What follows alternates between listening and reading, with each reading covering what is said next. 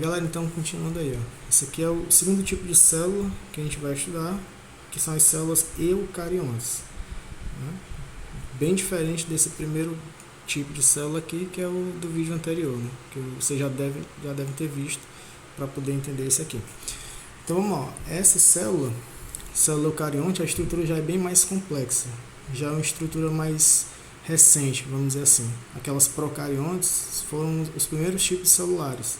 Essas aqui já são células mais novas, vamos dizer assim, né? Elas já são presentes em protozoários, algas, fungos, animais e plantas. Ou seja, todo tipo de ser vivo que a gente conhece tem célula eucarionte, com exceção das bactérias. Porque as bactérias, como a gente conversou no vídeo anterior, as bactérias têm uma estrutura procarionte.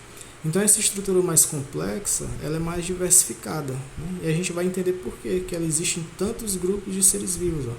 É porque essa estrutura eucarionte, ela tem uma estabilidade maior, ela tem uma diversidade maior, ela é mais complexa, ela desempenha mais funções. E aí isso faz com que ela seja, digamos assim, mais diversificada. Então vamos lá, essa célula eucarionte, ela surge aqui digamos assim, de um processo de evolução da procarionte, né? Ao longo do tempo, essa célula procarionte ela vai sofrendo aqui modificações, ela vai aumentando o citoplasma, a membrana plasmática dela começa a sofrer invaginações, que são essas entradas aqui, ó, e aí ela começa a criar membranas internas, né? Essas membranas internas, elas criam compartimentos, e esses compartimentos, com o tempo, a gente chama de organela. Então, o primeiro nome que a gente tem que ter aqui em mente, ó, quando a gente for falar desse tipo de célula, são células mais complexas justamente porque elas vão ter essas organelas e a gente chama de membranosas, porque elas derivam dessas ramificações aqui da membrana plasmática, ó. Então repare, de novo, essa parte aqui é um pouco mais complexa, até porque meu desenho não ajuda, nem porque eu tente desenhando em casa não dá certo, mas enfim.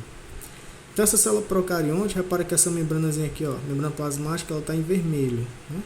Essa membrana plasmática ela começa a sofrer invaginações, a célula vai aumentando o tamanho, essas invaginações vão ocorrendo e com o passar do tempo elas criam compartimentos internos. Esses compartimentos internos são todos membranosos. Por quê? Porque derivam da membrana plasmática. Então esses compartimentos membranosos, com o tempo, aqui na escala de milhões de anos, eles começam a desempenhar algumas funções. Essas funções, hoje em dia, a gente dá um termo para quem faz elas. Essas funções são desempenhadas por essas organelas, que é um termo que a gente usa para como se fosse órgãos da célula, né? Como a gente tinha conversado no vídeo anterior. Só que essas organelas agora são membranosas, ó. É diferente da organela do procarionte. Se você relembrar o vídeo anterior que a gente conversou, o procarionte, aqui, ó, ele só tem uma única organela, que é o ribossomo. Então esse ribossomo que faz proteína é a única organela que o procarionte tem. Aqui eu até coloquei, ó, eles não possuem organela membranosa. Quem é que vai possuir organela membranosa? Quem tem organela membranosa são os eucariontes, certo? Porque eles vão possuir esse monte de estrutura celular que deriva da membrana plasmática. Se não tiver dado para entender, porque eu acho que é realmente uma parte meio abstrata, aí, sei lá, volta o vídeo, talvez dê certo. Então, depois eu crio algum mecanismo aí para vocês tirarem dúvida. Mas vamos para as características principais da célula eucarionte, certo? Esse nome, ó, eucarionte, ele vem do fato dessas células possuírem membrana nuclear. Em outras palavras, essa célula eucarionte ela tem núcleo, certo? O material genético agora ele fica protegido, ele fica dentro de uma estrutura que a gente chama de núcleo. A célula procarionte não tem núcleo, a célula eucarionte tem núcleo. Esse núcleo deriva da membrana nuclear, em outras palavras a gente pode chamar também de carioteca. Por isso que a gente chama de eucarionte. Esse prefixo aí na biologia significa verdadeiro, carionte porque tem carioteca. Então é a célula que tem núcleo, certo? Pelo fato dela ter núcleo, pessoal, o DNA ele fica mais estável, certo? Esse DNA ele pode inclusive ficar agora em um outro formato, ó, que é o formato linear. Se você estava atento na aula anterior, aí, no vídeo anterior que eu mandei, esse DNA ele era do tipo circular, as pontas ficavam soltas. Aqui não. Na célula eucarionte, como ela tem núcleo, como ela tem material, o material genético dela ele pode ficar solto. ele pode ficar com as pontas soltas, vamos dizer assim.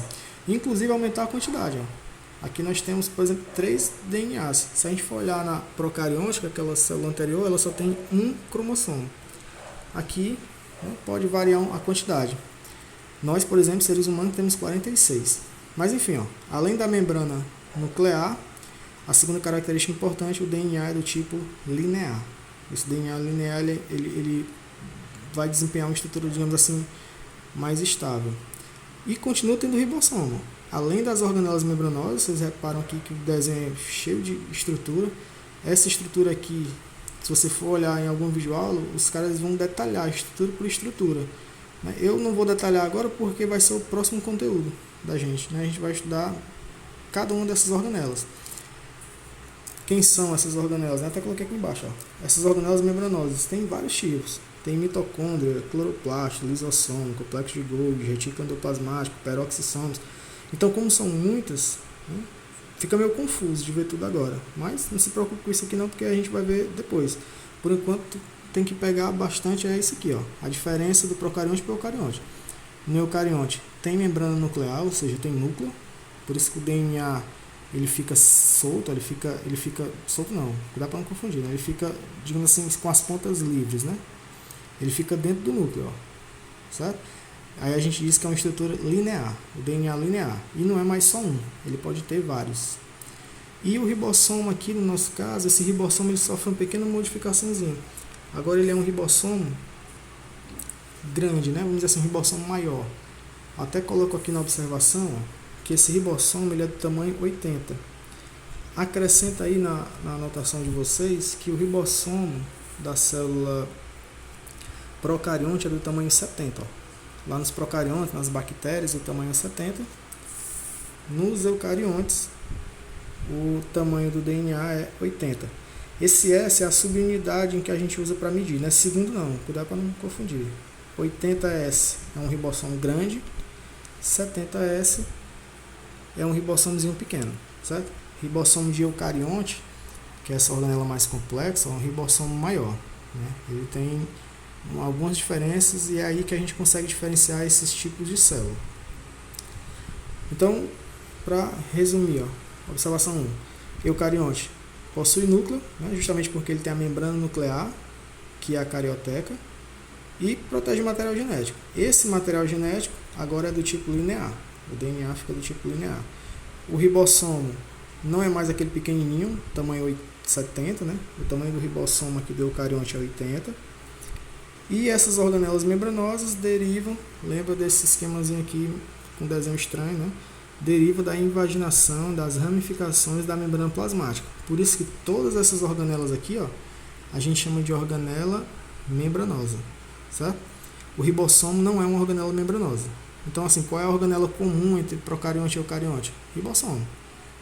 Cada célula tem que ter ribossomo. Agora, a do eucarionte é um ribossomo maior e a do procarionte é um ribossomozinho menor. Eu até coloquei aqui pequenos. Então, fica atento nisso aí.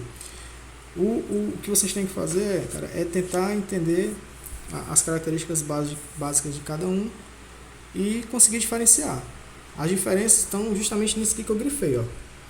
No eucarionte tem membrana nuclear, o DNA é linear e o ribossomo é maior. Se você pegar o procarionte ele não tem carioteca, o DNA fica solto. Esse DNA é circular e o ribossomo dele é do tipo pequeno. O restante, né, a parede celular, plasmídio, isso aí não se preocupa agora não, porque você tem que pegar essas três diferenças aí. O próximo conteúdo, para poder entender, você tem que saber bem essas diferenças. Então, tenta ver se com essa aula aí dá certo. Tenta responder lá aquele exercício que eu coloquei no aluno online. E aí, depois a gente continua com o restante do conteúdo. Mas para entender o próximo conteúdo, tem que entender esses dois. Ver se com o vídeo dá certo aí. Né? Ver ele várias vezes até poder entender. Qualquer dúvida, depois eu mando aí o meu contato para vocês. Aí vocês falam comigo. Falou!